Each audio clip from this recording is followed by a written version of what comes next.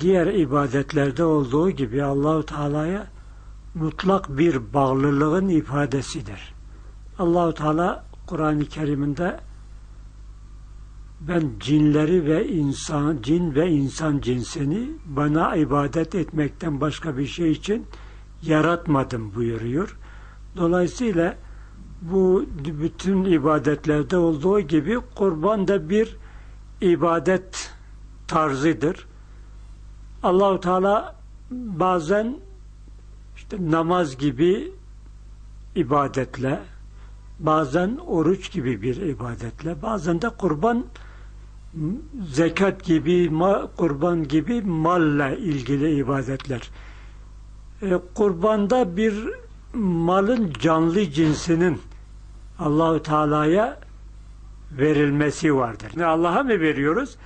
Maneviyatını Allah'a veriyoruz. İmani açıdan, ibadet açısından Allah'a veriyoruz. Ama maddiyatı elbette ki Allahu Teala'ya ulaşmıyor. Allahu Teala gene Kur'an-ı Kerim'de len yenalallaha luhumuha ve la dimauha velakin yenaluhu takva minkum.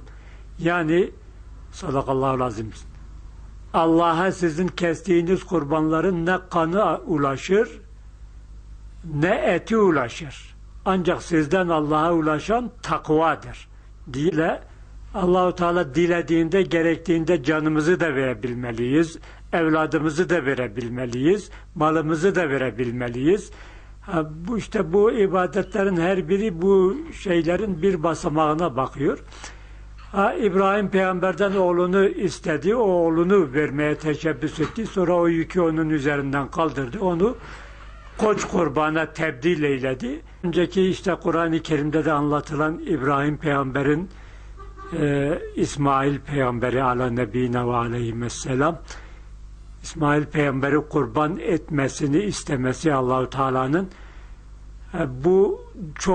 bu tarz ibadetin çok ağır bir şekliydi. Allahu Teala ümmeti Muhammed'den o şekli istemedi.